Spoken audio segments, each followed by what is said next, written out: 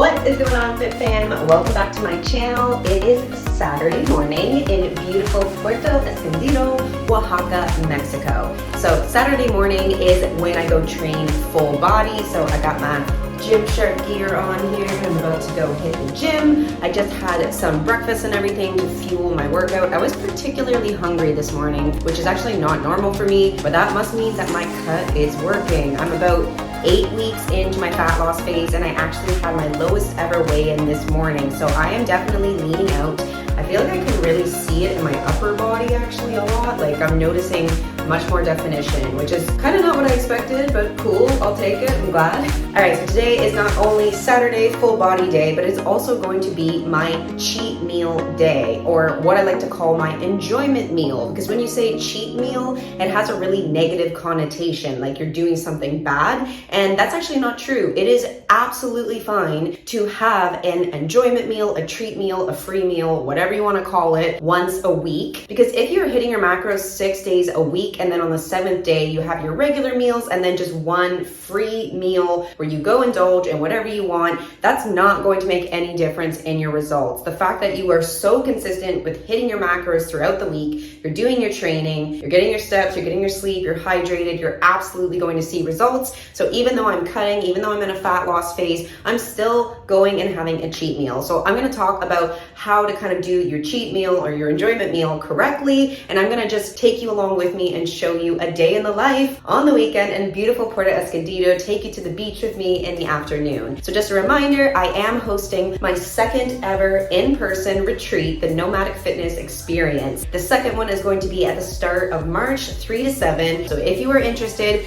click on the link below to apply. I would absolutely love to have you there, get to train you in person, one-to-one in the gym, and just show you the beautiful life that it is here on the Pacific Southwest coast of Mexico. All right, Fit Fam, so let's get into the gym and train some full body. All right, fam, so let's get into this full body session. We are doing some legs, booty, back, shoulders, arms, chest, a little bit of everything, which is what I really love to do. I do 5 workouts per week, 2 lower body, 2 upper body, and 1 final full body at the end of the week, just to balance everything out. So just starting off with a tiny bit of glute activation, just doing some body weight banded squats here, pulsing it out to warm up my lower body because I am starting off with conventional deadlifts. So getting the bar all set up here and then putting on my VersaGrip so that I can comfortably lift a lot of weight. And I'm just gonna be doing 1 warm-up set here with a 45 on each side. So grabbing the bar overhand, underhand, I like to do that mixed grip, and then keeping a nice flat back, chest directly over top of the bar, and then the bar is also directly over the middle of your foot with a shoulder width stance. Grabbing the bar, driving through my heels and extending all the way up and down, and that is how you do a deadlift. Keeping your eyes looking down, nice flat back, pushing through your heels to lift yourself up,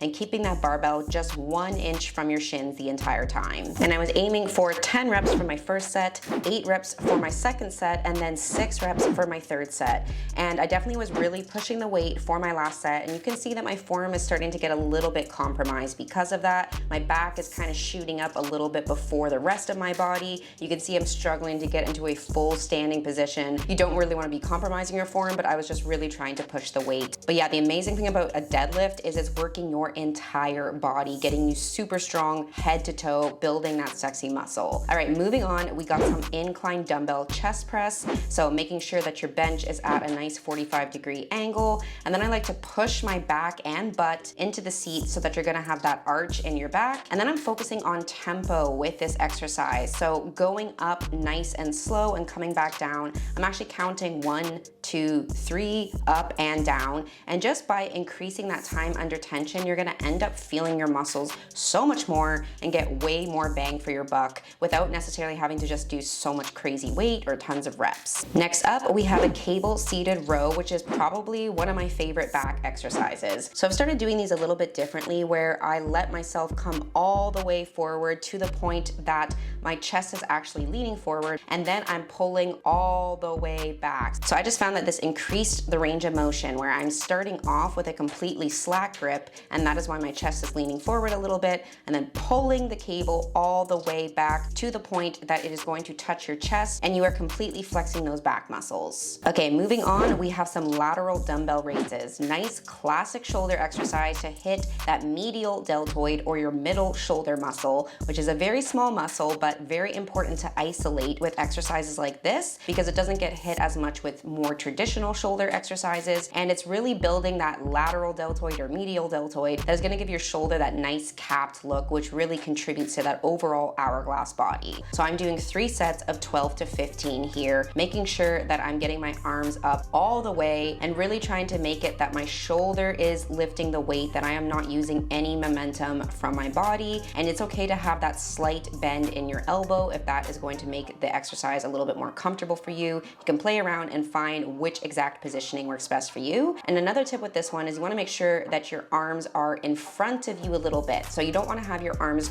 directly at your side. You want to bring them just in front a little bit, and that's actually going to hit the muscle better. All right, final exercise here to really hit that side booty. These are seated abductions. And once again, I am really using tempo to my advantage here. So instead of just trying to do a ton of weight, ton of reps, I'm really slowing down and keeping the time under tension, contracting the muscle. And this is a great way to really make it burn and get so much out of the exercise. So I'm doing 3 sets of 10 to 12 reps here. And you can see I am pushing out really slowly, once again, counting to 1, 2, 3. And then even at the top of the range of motion, when I am fully in that abduction position, I'm squeezing and holding that contracted point for a good 2 to 3 seconds. And by the end, your glutes are gonna be screaming. Okay fam, so I've been back from the gym for about an hour and a half. I actually wasn't that hungry right away because I ate so much in the morning since I was so hungry then. I was doing some work for the retreat, but now I'm actually starving. So I'm going to make protein French toast. I've switched that out over the last few days for my regular oats because sometimes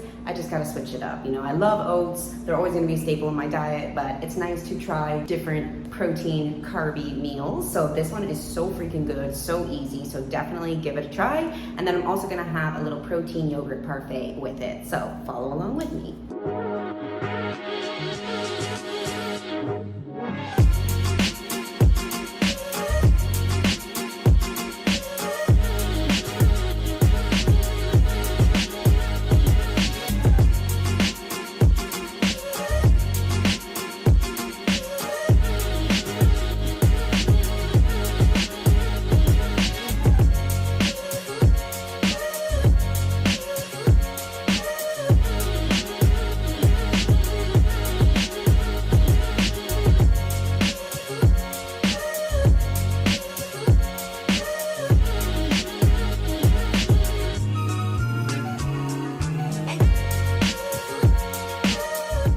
So I'm gonna be heading to the beach in a little bit and then going out tonight for my cheat meal, my enjoyment meal, treat meal, whatever you wanna call it. So I just wanted to talk about that a little bit because definitely with my clients, I get a lot of questions when they're starting about, you know, how to do your enjoyment meal correctly and how to make sure that you're not gonna overdo it. So the way that you have an enjoyment meal is, remember, 6 days of the week, you're gonna be having perfect macros, meaning you're gonna be within 10 grams plus or minus for your protein and carbs, and then 5 grams plus or minus for your fats. And so long as you are hitting those macros 6 days a week, you are absolutely going to see really good results. Just focus on the consistency over time. So then that way on your 7th day, what you would do is you would just eat 2 regular macro-friendly meals like how you normally do. So kind of your normal breakfast, a normal lunch, and then for your 3rd meal, for your dinner, you can just have whatever you want. So you can have pizza, you can have chicken wings and fries, you can have some wine if you want. Just go out and enjoy yourself, and you don't have to track the food that you eat. If you are somebody who's obviously hitting macros, most likely that means that you are actually logging your food in MyFitnessPal so that you can be sure that you are hitting your macros. So your enjoyment meal is your chance to get a break from all of that. So personally, I will usually save the few drinks that I have per week for my enjoyment meal, which is usually maybe only 1 or 2 drinks. So maybe 1 or 2 glasses of wine or 1 or 2 cocktails. And then I'll eat whatever it is that I feel like. So maybe it's gonna be pizza, maybe getting a crepe, whatever it is that I want. So the idea is you get to be in that indulgent food experience, enjoying food,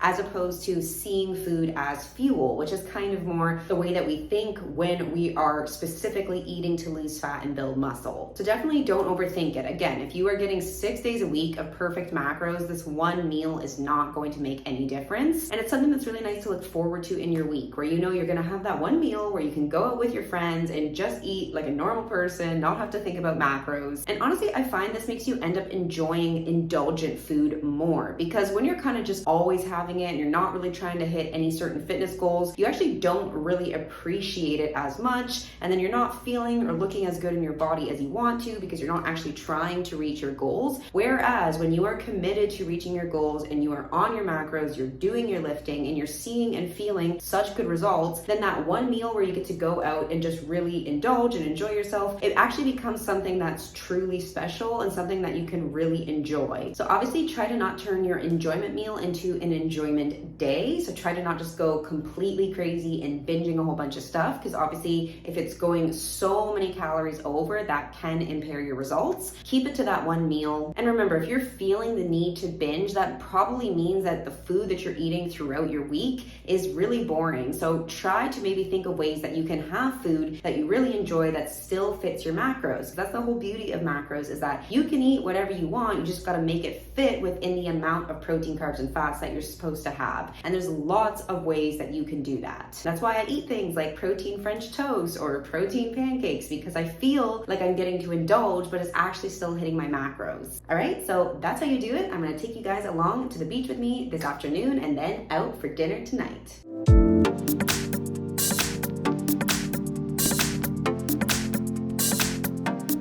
All right, so we're headed to the beach. This is my scooter. This is how people get around here. I love driving it. It just makes me feel so free. So see you at the beach.